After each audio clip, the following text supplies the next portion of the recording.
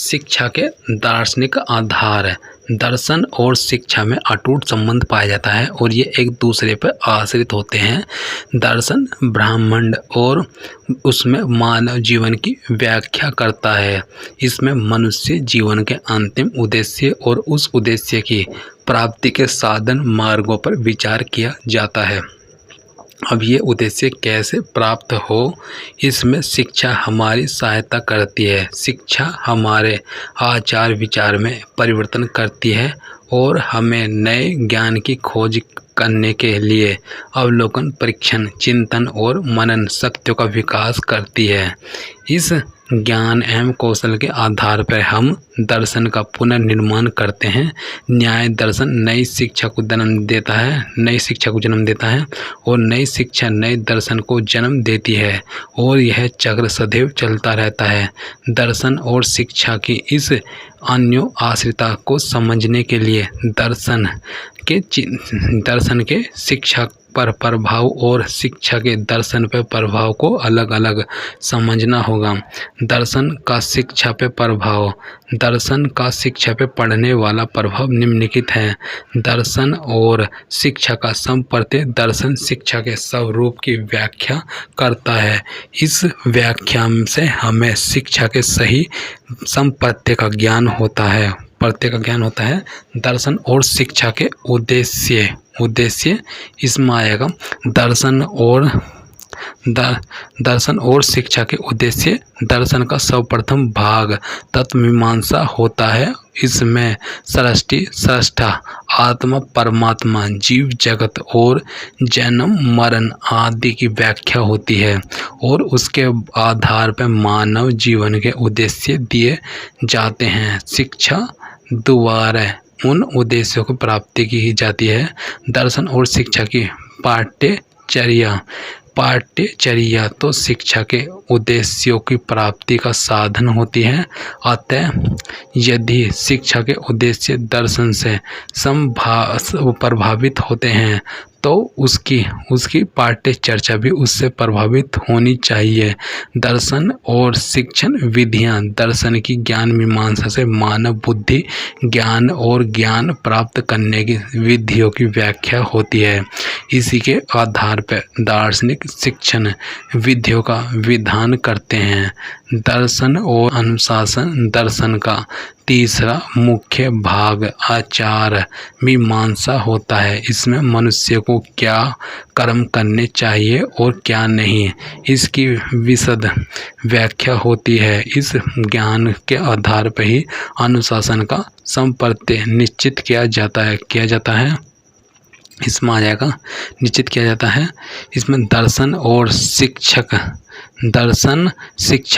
तथा शिक्षार्थी दर्शन की तत्वमीमांसा में मनुष्य के स्वरूप और आचार मीमांसा में उसके कारणीय तथा अकारणीय कर्मों की विशद व्याख्या की जाती है। दर्शन की इस व्याख्या के अनुसार ही शिक्षक और शिक्षार्थी का स्वरूप एवं उनके कर्तव्य निश्चित होते हैं। दर्शन और विद्यालय प्राय सभी दार्शनिक मनुष्य के लिए आचार सहित तैयार करते हैं और इसके लिए शिक्षा का विधान करते हैं। अब यह शिक्षा कहाँ दी जाए और कैसे दी जाए, इस पर भी वे प्रकाश डालते हैं। शिक्षा का दर्शन पे प्रभाव। शिक्षा का दर्शन पे प्रभाव निम्नलिखित हैं। शिक्षा दर्शन के निर्माण की आधारशिला है। शिक्षा के द्वारा ही हम भाषा सीखते हैं और उसी के द्वारा हम विचार करना सीखते हैं। शिक्षा व्यक्ति में दर्शन जैसे विषय के विकास की आशा नहीं की जा सकती। इस दृष्टि से शिक्षा दर्शन के विकास की आधारशिला होती है। शिक्षा और दर्शन को जीवित रखती है। कोई भी समाज अपने पूर्वजों द्वारा निश्चित इन सिद्धांतों को ज्ञान ज्ञान शिक्षा द्वारा ही प्राप्त करता है। शिक्षा के अभाव में हम दार्शनिक सिद्धांतों का ज्ञान प्राप्त नहीं कर सकते। इस प्रकार शिक्षा दर्शन के ज्ञान को सुरक्षित रखती है। शिक्षा दार्शनिक सिद्धांतों को मूर्त रूप देती है। दर्शन इस ब्रह्मांड और उसमें मानव जीवन की व्याख्या करता है, मनुष्य जीवन की व्याख्या करता है, मनुष्य जीवन के उद्देश्य निश्चित करता है और यह स्पष्ट करता है कि इन उद्देश्यों की प्राप्ति कैसे की जा सकती है। शिक्षा वह प्रक्रिया है जिसके द्वारा हम दर्शन के निश्चित उद्देश्यों को प्राप्त करते हैं। अंग्रेज विद्वान जॉन एडम्स महोदय इस सत्य को स्वीकार करते हुए कहा करते थे कि शिक्षा का एक गतिशील पहलू है। अमेरिका विद्वान जॉन डीवी ने इस सत्य को दूसरे शब्दों में व्यक्त किया है। दर्शन अपने सामान्य रूप में शिक्षा का सिद्धांत ही है। शिक्षा दर्शन को नई समस्याओं से परिचित कराती है। मनुष्य एक गतिशील और प्रगतिशील प्राणी है। विकास के इस पथ में उसके सामने नित्य नई समस्या आती रहती है। शिक्षा हमें इन समस्याओं से परिचित कराती है और यदि हम में दार्शनिक की तीक्ष्ण बुद्धि होती है तो हम उन समस्याओं पर विचार करने लगते हैं जिससे दर्शन का विकास होता है। इस प्रकार जन शिक्षा, स्त्री शिक्षा और शिक्षा में राज्य के हस्तक्षेप आदि पर भी विचार करता है। इतना ही नहीं अपितु शिक्षा के क्षेत्र में कभी भी और किसी भी प्रकार की समस्याओं के समाधान के लिए हम दार्शनिक सिद्धांतों का प्रयोग करते हैं। शिक्षा में भारतीय दार्शनिक विचारधाराओं का योगदान है। भारतीय संदर्भ में दर्शन का अर्थ परम तत्व का साक्षात्कार करना है। भारतीय दर्शन का लक्ष्य आध्यात्मिक, अधिभौतिक तथा अधिदैविक तीनों प्रकार के दुख का विनाश एवं अखंड आनंद की प्राप्ति है। वैदिक दर्शनों में षड दर्शन अत्यधिक प्राचीन एवं प्रसिद्ध है। ये सांख्य, न्याय, वैशेषिक मीमांसा एवं वेदांत के नाम से विदित है। शिक्षा और दर्शन दोनों ही एक दूसरे पर निर्भर हैं। दर्शन और शिक्षा को प्रभावित करता है और शिक्षा दार्शनिक दृष्टिकोण पर भी नियंत्रण रखती है तथा उसकी कमियों को दूर करती है। फिर इसके अतिरिक्त दर्शन और शिक्षा दोनों का जीवन से घनिष्ठ संबंध पाया जाता है, क्योंकि जीवन को उन्नत बनाने हेतु दोनों ही आवश्यक होते हैं। इस प्रकार शिक्षा के प्रत्येक क्षेत्र में दर्शन अपना योगदान देता है। इसमें भारतीय दार्शनिक विचारधाराओं जैसे सांख्य, योग, वेदांत, बौद्ध, जैन इत्यादि दर्शनों का महत्वपूर्ण योगदान है, जिनका वर्णन निम्न प्रकार से है। सांख्य दर्शन है। षड दर्शनों में सांख्य दर्शन सबसे प्राचीन दर्शन है। महाभारत में सांख्य शब्द का प्रयोग ज्ञान के संदर्भ में किया गया है। सांख्य एक स्वतंत्र दर्शन है जिसमें शुद्ध ज्ञान की विवेचना की गई है। इस दर्शन के प्रणेता महर्षि कपिल माने जाते हैं। महर्षि कपिल प्रथम व्यक्ति हैं जिन्होंने वेद साहित्य में निहित दार्शनिक सिद्धांतों का विवेचन शुद्ध रूप में करके सांख्य दर्शन का प्रतिपादन किया। महर्षि कपिल के 2 ग्रंथ उपलब्धि हैं, सांख्य सूत्र तथा तत्वमीमांसा। तत्व समास में 12 सूत्र हैं और सांख्य सूत्र में 537 सूत्र हैं। इन सूत्रों के अंतर्गत सांख्य दर्शन के सिद्धांतों का मीमांसा सहित प्रतिपादन किया गया है। इसके बाद अनेक दार्शनिकों ने सांख्य दर्शन की व्याख्या की है। ईश्वरवादी या आस्तिक दर्शनों में सांख्य दर्शन वह दर्शन धारा है जो इस ब्रह्मांड को प्रकृति प्रकृति एवं पुरुष के योग से निर्मित मानती है। यह दर्शन धारा विश्वास करती है कि प्रकृति तथा पुरुष दोनों ही आनंदित तथा अनंत है। यह ईश्वर के स्वतंत्र अस्तित्व को स्वीकार नहीं करती। इसके अनुसार आत्मा को पुरुष अथवा चेतन तत्व माना जाता है और यह प्रतिपादन करती है कि मनुष्य के जीवन का अंतिम लक्ष्य मुक्ति अथवा मोक्ष को प्राप्त करना है, जिसकी प्राप्ति ज्ञान और योग साधना से की जा सकती है। पुरुष एवं प्रकृति सांख्य दर्शन के दो मूल तत्व हैं। दो मूल दर्शन पुरुष एवं प्रकृति सांख्य दर्शन के दो मूल तत्व हैं। प्रकृति की 23 प्रवृत्तियां मानी गई हैं। इस प्रकार सांख्य दर्शन के कुल 25 तत्व हैं। कुछ विद्वानों को कहना है कि सांख्य बताने के कारण इस दर्शन को सांख्य नाम दिया गया। सांख्य दर्शन प्रकृति और पुरुष की स्वतंत्र सत्ता में विश्वास करता है, इसलिए इसे द्वैतवादी दर्शन भी कहा जाता है। भागवत में सांख्य दर्शन को तत्व सांख्यान या तत्व गणन कहा गया है। सांख्य में तत्वों की संख्या को भी निर्धारित किया गया। श्रीधर स्वामी ने सांख्य टीका में सांख्य को तत्व गण कहा है। सांख्य दर्शन में ज्ञान मीमांसा तथा तत्व मीमांसा का अधिक विवेचन हुआ है, जबकि योग दर्शन में उसकी व्यवहारिकता को प्राथमिकता दी गई है कि सांख्य दर्शन में जिन तत्वों को महत्व दिया गया उनको कैसे प्राप्त किया जा सकता है, इसका उपाय तथा साधनों का विवेचन योग दर्शन में किया जाता है। अतः यह कहना उचित प्रतीत होता है कि सांख्य ज्ञान कांड है और योग कर्म कांड है। सांख्य दर्शन में शिक्षा का अर्थ एवं प्रक्रिया इसमें आएगा। सांख्य दर्शन में प्रकृति तथा पुरुष दोनों को मूल तत्व माना जाता है और इन दोनों में मूलभूत अंतर भी किया है। इस प्रकार शिक्षा की प्रक्रिया भी ऐसी ही होनी चाहिए जो प्रकृति और पुरुष के भेद का ज्ञान प्रदान कर सके। मनुष्य की बाह्य तथा आंतरिक रचनाओं के संबंध में ज्ञान प्रदान कर सके। इसके अनुसार शिक्षा की प्रक्रिया मनोवैज्ञानिक नियमों पर आधारित होनी चाहिए, जिससे बालक की प्रकृति के अनुसार उसका विश्वास किया जा सके। शिक्षा प्रक्रिया बाल केंद्रित मानी गई है। फिर इसमें आएगा मानी गई है। फिर सांख्य दर्शन में शिक्षा के उद्देश्य सांख्य दर्शन के अंतर्गत ज्ञान मीमांसा की विवेचना अधिक मिलती है, जबकि योग दर्शन में साधना के लिए नैतिक आचरणों का उल्लेख मिलता है। शिक्षा के उद्देश्यों की दृष्टि से सांख्य तथा योग दर्शन में अधिक समानता मिलती है।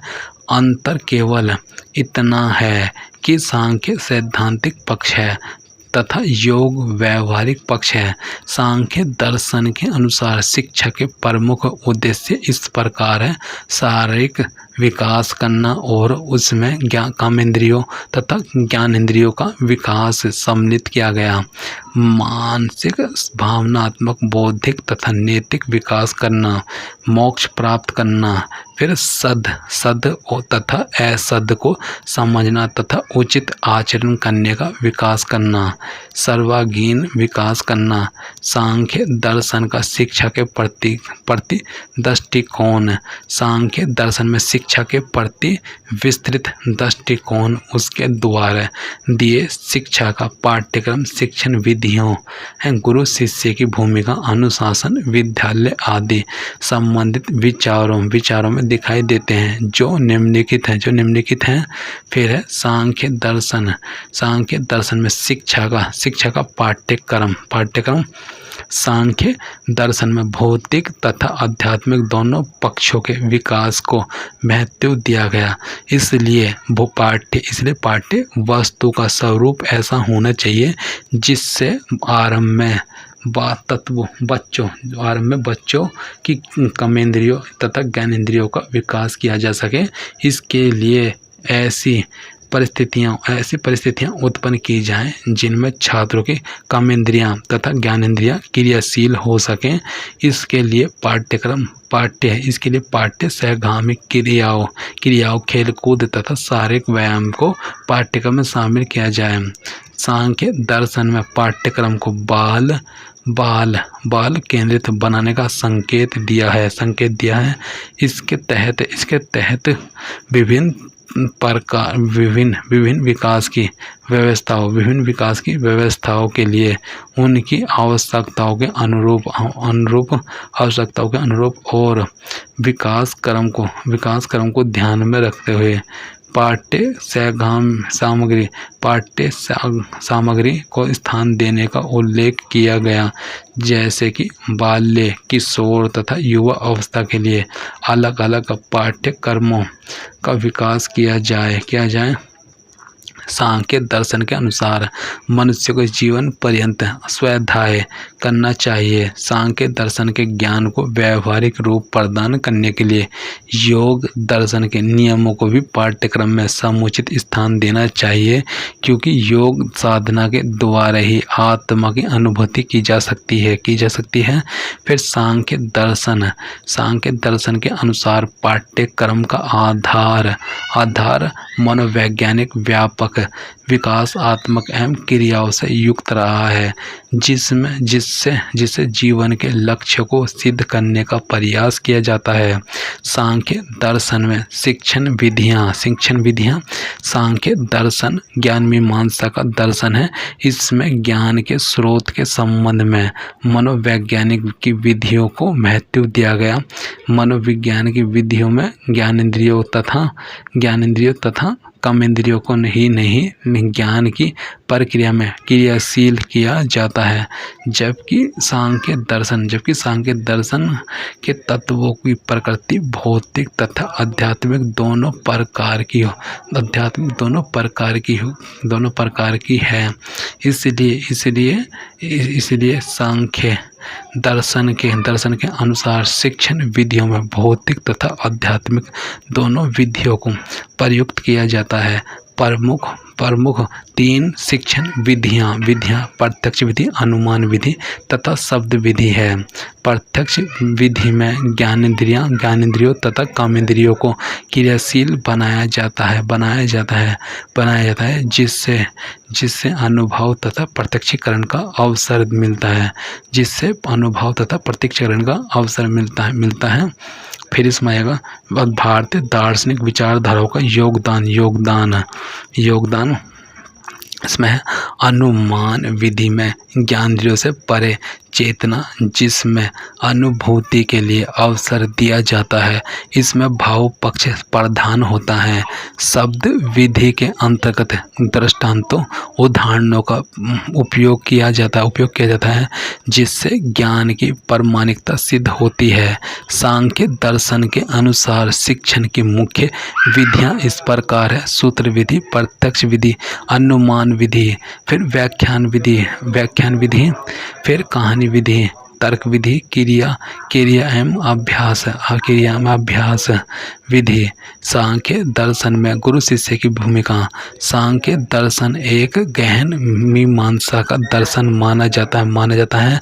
इसलिए इसके अनुसार शिक्षक को अपने विषय का स्वामित्व होना आवश्यक है। शिक्षक में प्रकृति पुरुष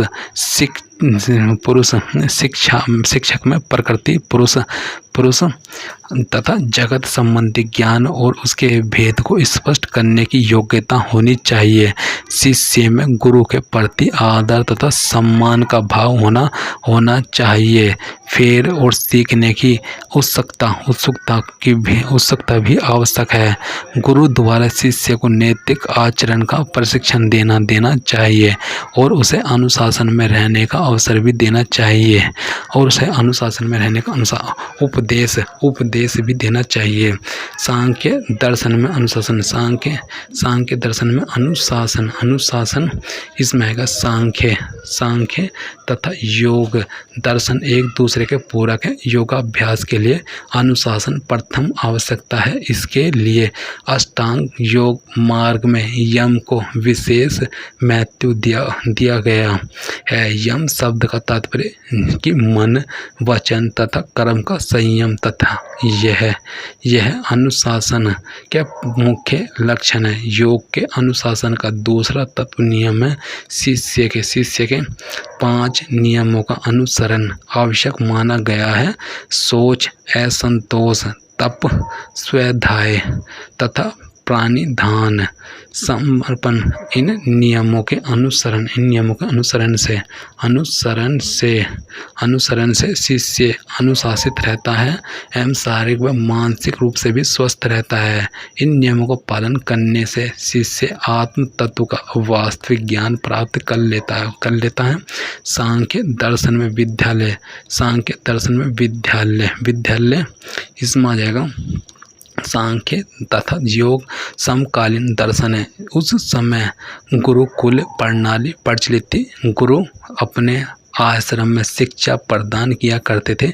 सांख्य दर्शन के विकास काल में विद्यालय का संप्रत्य विकसित नहीं हुआ था। वैसे भी सांख्य मनुष्य के व्यक्तित्व विकास का समर्थक है और इस दृष्टि से व्यक्ति शिक्षण ही उपयोगी होता है और उस दृष्टि से व्यक्ति शिक्षण ही उपयोगी होता है। महत्वपूर्ण तथ्य श्रीमद् भागवत गीता में सांख्य शब्द का प्रयोग ज्ञान के लिए किया गया है। सृष्टि की रचना के संबंध में सांख्य ने सत्कार्यवाद सिद्धांत का प्रतिपादन किया। भोग तथा मुक्ति के संबंध में सांख्य की विचारधारा वैदिक विचारधारा से भिन्न है। सांख्य दर्शन के दुख का कारण सांख्य दर्शन के अनुसार दुख का कारण अज्ञान है। और अज्ञान का अर्थ है जब पुरुष बुद्धि के कार्य को अपना कार्य बना लेता है और प्रकृति सत्य रज और करने लगता है। योग दर्शन में आएगा। योग दर्शन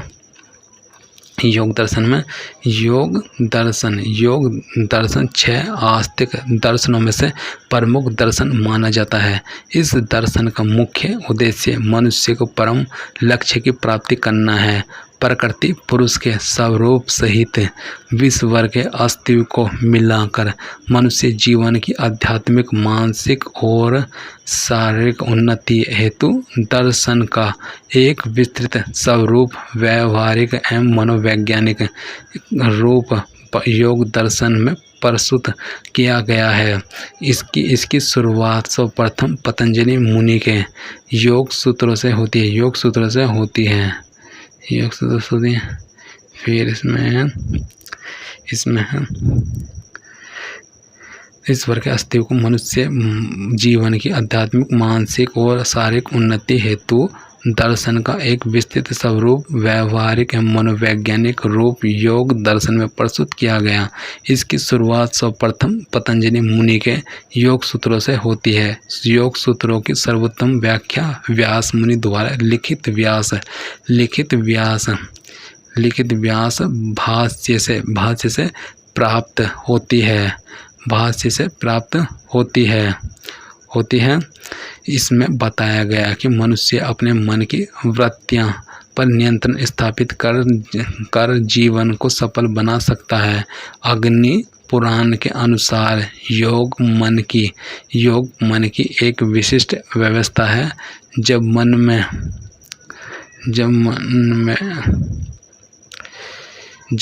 में आत्मा को और स्वयं मन को प्रत्यक्ष करने की योग्यता आ जाती है, तब उनका भ्राव के संयोग हो जाता है। जिस प्रकार नमक जल में मिलकर जल की समानता को प्राप्त हो जाता है, उसी प्रकार जब मन वृत्ति शून्य होकर आत्मा के साथ ऐक्य को प्राप्त करता है तो मन की उस अवस्था को समाधि कहा जाता है। आत्मा और मन की एकता भी समाधि का फल है। योग दर्शन और शिक्षा वैज्ञानिक आविष्कारों के इस युग में जीवन को आरामदायक बनाने हेतु अनगिनत साधन विद्यमान है, परंतु सीमित लोग ही ऐसे साधनों का प्रयोग कर पाते हैं। अस्वस्थता के कारण लोग पारबद्ध भाग्य में होते हुए भी सुख की जिंदगी व्यतीत नहीं कर पाते। अध्ययन करता पठन पाठन में ध्यान केंद्रित नहीं कर पाता। इससे शिक्षा के प्रति उसका लगाव कम होने लगता है। परंतु योग दर्शन के माध्यम से अध्ययन करता अपनी शारीरिक मानसिक या आध्यात्मिक संस्कृति को सुदृढ़ कर पठन पाठन के प्रति अपनी जिज्ञासा को दृढ़ कर सकता है। वर्तमान समय शिक्षा जगत में योग की अत्यंत आवश्यकता है, क्योंकि वर्तमान परिवेश में अधिकार छात्र छात्राएं शारीरिक व मानसिक रूप से अस्वस्थ रहते हैं, जिसके कारण उनमें शिक्षा का विकास नहीं हो पाता।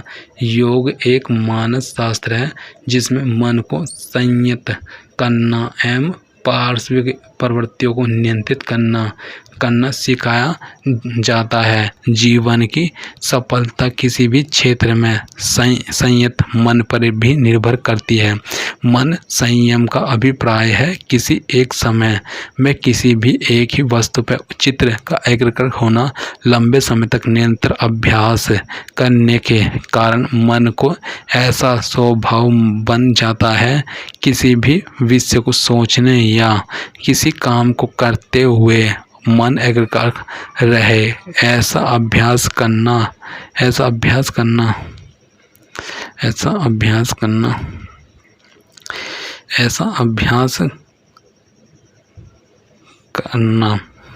मन का संयम का अभिप्राय किसी एक समय में किसी एक ही वस्तु का चित्त एकाग्र होना।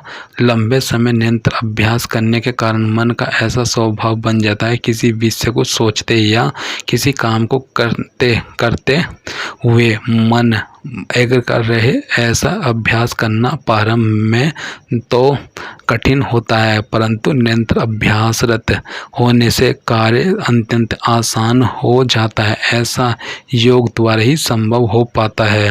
अस्थिर मन काम की गुणात्मकता को कम करता है। सुसंगत रीति से नहीं सोच पाना, अच्छे ढंग से कोई काम नहीं कर सकना, विचार और काम की चंचलता से ही होता है। बहुत से छात्र छात्राएं जो प्रतिवर्ष विश्वविद्यालय की परीक्षाओं में असफल होते हैं। इसका मूल कारण अध्ययन में मन को एकाग्र करने की शक्ति की कमी होना ही यही बात मुख्य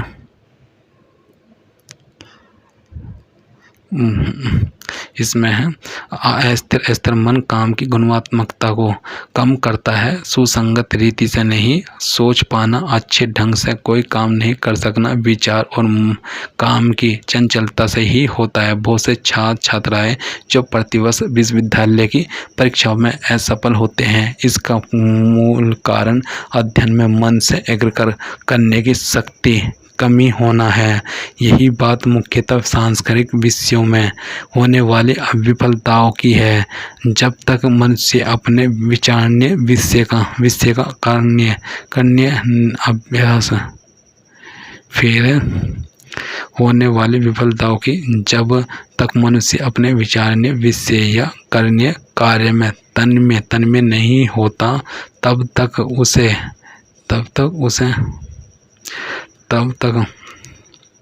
जब तक मनुष्य अपने विचारने विषय या करने कार्य में तन्मय नहीं होता तब तक उसे उसमें सफलता नहीं मिल सकती। फिर योग दर्शन में शिक्षा का अर्थ है प्रक्रिया इसमें आएगा।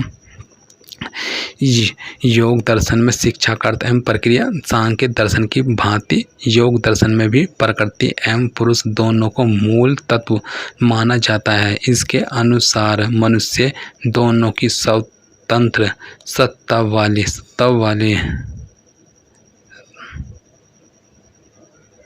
फिर है इसमें सांख्य दर्शन की भांति योग दर्शन में भी प्रकृति एवं पुरुष दोनों को मूल तत्व माना जाता है। इसके अनुसार दोनों का स्वतंत्र सत्ता मानी गई है, परंतु तात्विक रूप में पुरुष की सत्ता ही सर्वोच्च है। योग मन की एकाग्रता से पुरुष को शिक्षित करता है। मन की एकाग्रता के अभाव में अविद्या की भावना प्रबल होती है।